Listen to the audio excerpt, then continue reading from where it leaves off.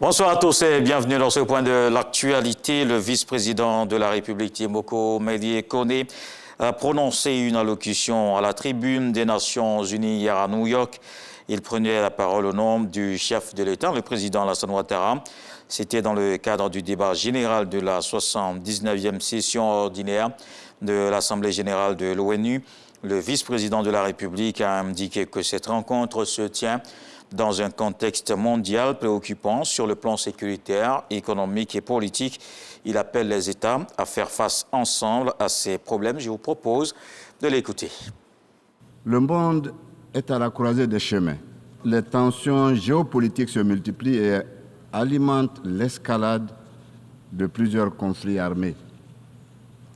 Des confrontations violentes dans des régions sensibles mènent celles-ci au bord d'un embrasement généralisé. Cette situation d'insécurité et de recul de la paix est aggravée par le terrorisme qui sévit dans les régions comme le Sahel.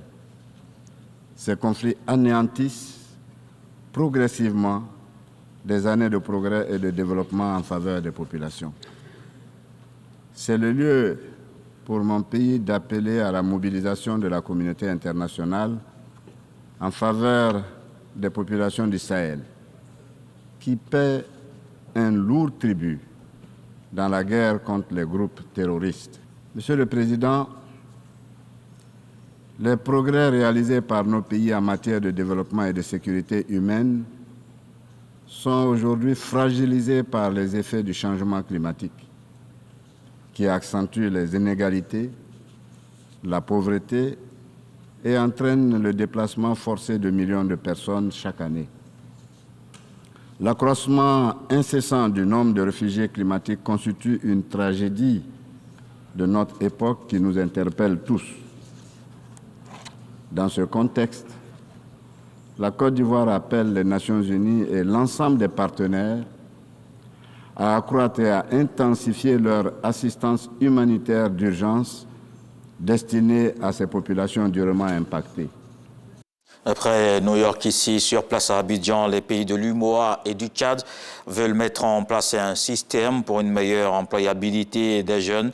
Les ministres en charge de l'emploi et de la formation professionnelle de l'espace sont dans la capitale économique des travaux dans le cadre de leur concertation permanente. La 15e conférence soutenue par le Premier ministre Robert Begré-Mombé a apporté le soutien de la Côte d'Ivoire à cette rencontre.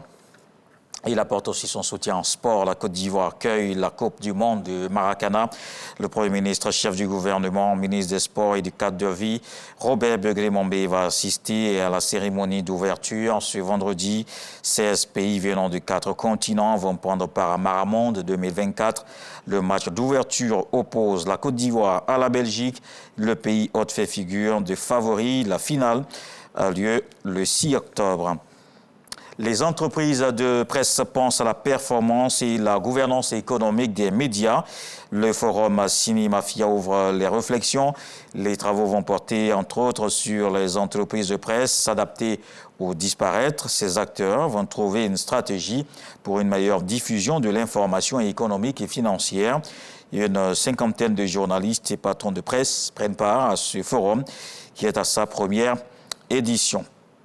Dans le reste de l'actualité, Israël a annoncé ce vendredi avoir amené une frappe précise sur le quartier général du Hezbollah dans la banlieue sud de Beyrouth. Selon plusieurs télévisions israéliennes, le chef du Hezbollah était la cible de cette frappe, mais il n'a pas été touché. Ces violentes frappes se sont déroulées après le discours du Premier ministre israélien Benjamin Netanyahou devant l'Assemblée générale de l'ONU à New York.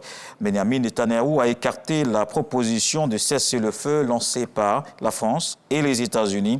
Il a exhorté ce vendredi le Hamas à partir de la bande de Gaza. Depuis une semaine, l'armée israélienne multiplie les frappes sur le Liban, particulièrement sur la banlieue sud de Beyrouth.